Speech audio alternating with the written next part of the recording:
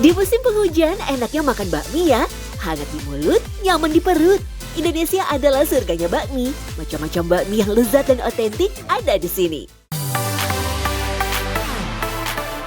Nah, jika kita bicara bakmi, tentu tidak sah jika tidak menyebut salah satu kedai legenda yang ada di Jakarta Pusat ini. Bakmi Gang Kelinci. Terletak di kawasan Pasar Baru, kedai yang telah memiliki banyak cabang ini sudah berdiri sejak tahun 50-an. Memakai nama Gang sebagai merek dagangnya, yang membuat bakmi Gang Kelinci populer hanya di kawasan tersebut. Lantas, apa sebenarnya rahasia dari bakmi Gang Kelinci mampu menjadi legenda serta konsisten dalam cita rasanya? Tahun 1957. Dulu saya jualannya di depan Pasar Baru. Itu saya dulu nggak pakai nama. Nah, saya nganggur tahun 60 sampai 61 nganggur, nggak jualan. Nah, Gang Kelinci 79 ada di sini baru pakai merek. Nah, ya, lagi gemar-gemar Lilis Suyani lagi nyanyi bakmi Gang Kelinci. Ya, jadi saya ketemu waktu.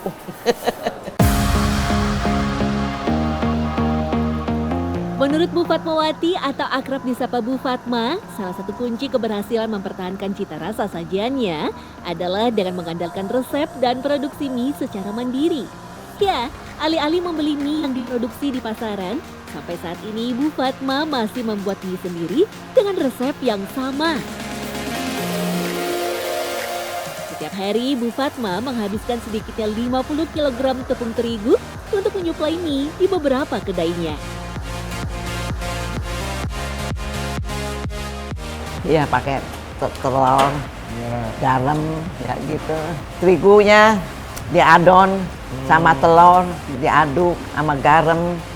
Nah, habis itu digunting-gunting. udah itu diaduk terus digiling. Menggunakan mesin gitu ya. Habis dari mesin itu baru ke sini. Ini ya jadi gitu.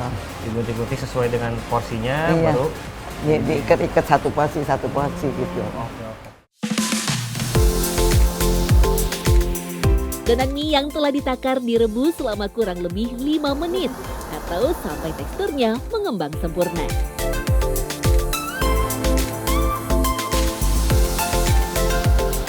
Minyak sayur ditambahkan ke dalam mangkok sebagai pengurai mie sekaligus penyedap rasa alaminya.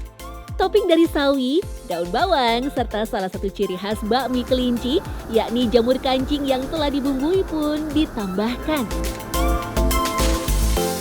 Hanya itu saja, potongan ayam kecap serta ayam rebus yang dibumbui garam dan lada menjadi topping pelengkapnya. Untuk kuahnya, Bu Fatma memakai kaldu ayam yang dilengkapi dengan tongcai atau sawi yang telah dikeringkan. Biasa dipakai pada olahan rebus dan kukus, tongcai akan menambahkan aroma yang harum pada kuah bakmi.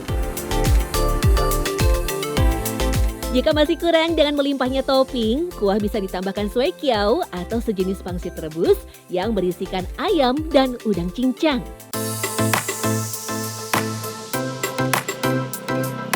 Tak hanya bakmi kelinci saja, salah satu sajian mie yang kondang di Nusantara tentulah bakmi Bangka. Meski sekilas terlihat mirip, ada banyak perbedaan dalam semangkuk bakmi Bangka dengan mie ayam pada umumnya. Salah satunya tentu pemakaian toge sebagai sayurannya. Dengan tekstur yang lembut cenderung kenyal, topping ayam dari mie Bangka cenderung lebih terang daripada topping bakmi ayam yang lain.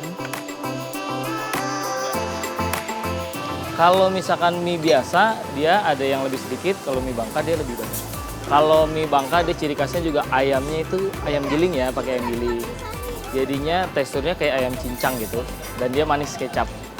Sama sih kalau misalkan mie biasa, dia juga manis kecap, bedanya dia biasa potongan kotak-kotak ada tulangnya juga. Kalau mie Bangka, dia full daging biasanya. Uniknya jika kita datang ke Bangka, kuah yang digunakan adalah kaldu ikan. Hal itu selaras dengan melimpahnya sumber daya laut di daerah tersebut. Ketika warga Bangka mulai tersebar ke beberapa daerah, penggunaan kaldu ayam pun mulai dipakai dalam bakmi Bangka. Dia jadi dari tulang-tulangan ayam. Biasanya aku kalau dari ayam, kan dagingnya aku pakai buat topping ayam, dan tulang-tulangnya itu buat kuah-kuahnya kaldu. Telah hadir selama 80 tahun lebih, mie yang satu ini menjadi salah satu sajian legendaris dari titik paling barat di Indonesia. Mie sedap Sabang memiliki ciri khas teksturnya yang lembut dan empuk. Mie tradisional yang dibuat dengan resep asli khas Tiongkok ini sukses membuat banyak orang ketagihan. Meski terlihat sederhana, hidangan bercita rasa asin gurih ini tak hanya digemari warga Sabang dan Aceh saja. Sajian ini juga menjadi incaran wajib bagi para wisatawan yang berkunjung ke daerah yang dijuluki Golden Islands ini. Bahkan begitu nikmatnya, sampai banyak pengunjung yang menyebut kedai ini King of Noodle Sabang, alias kedai mie terenak di kota Sabang. Mie sedap Sabang sendiri hanya menyajikan dua macam variasi saja, yaitu mie goreng dan mie kuah. Walau sekilas terlihat mirip dengan mie ayam, namun mie sedap Sabang diracik dengan resep dan bumbu rahasia tersendiri. Thomas menyebut ada 3 komponen dasar yang menjadi rahasianya, yaitu mie yang dibuat secara manual, racikan minyak bawang, dan kaldu ayam asli.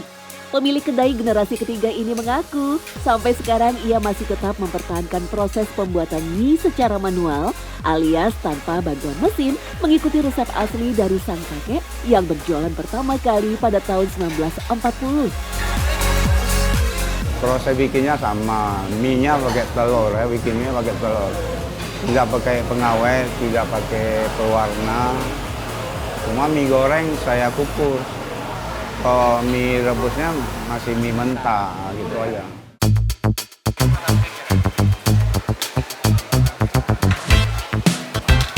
Untuk bumbu penyedap utama, Thomas menyebutnya dengan racikan minyak bawang yang dibuat dari campuran minyak kelapa, bawang putih, dan garam. Sementara untuk toppingnya, alih-alih menggunakan daging ayam, Thomas memakai bahan yang sama seperti racikan kakeknya, yaitu daging ikan cincang. Inilah yang membedakan mie sedap Sabang dengan racikan mie lainnya di tanah air. Thomas hanya menggunakan jenis ikan pisang-pisang yang merupakan ikan asli perairan Laut Sabang. Mungkin sudah dari dulu ya pakai ikan. Ini kebiasaan pakai ikan. Sabang pun banyak ikannya.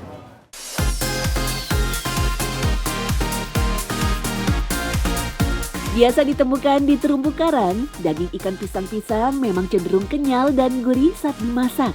Teksturnya pun tidak mudah hancur seperti ikan dasaran lain, sehingga sangat cocok dijadikan pendamping olahan mie. Daging ikan yang sudah dipotong kecil-kecil ditumis dengan racikan minyak bawang, lalu ditambahkan rempah lainnya, seperti merica, cabai, kecap asin, dan kecap manis, sehingga menghasilkan kuah yang pekat dan gurih. Sebagai bumbu penyempurnanya, Thomas membuat racikan kuah kaldu asli yang dibuat dari hasil rebusan ayam. Ayam, 2 ekor ayam saya masak sampai jadi kaldu.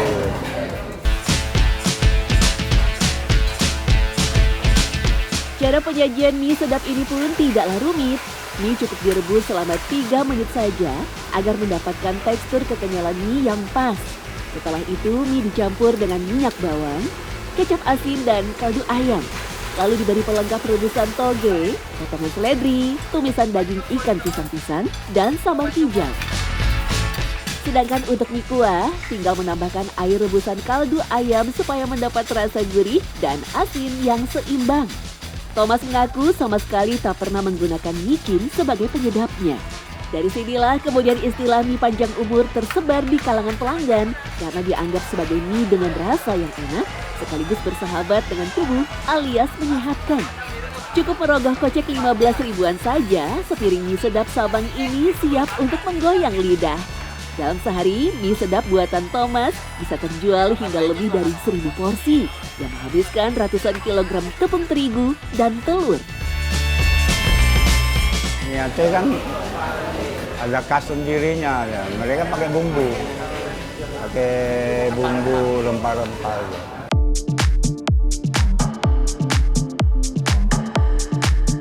Mie dengan siraman kuah kaldu sudah jadi kuliner favorit sejak 4.000 tahun yang lalu. Hingga kini, mie punya banyak varian yang pastinya memiliki cita rasa dan sensasi yang berbeda ketika disantap. Jadi, mau pilih bakmi apa nih?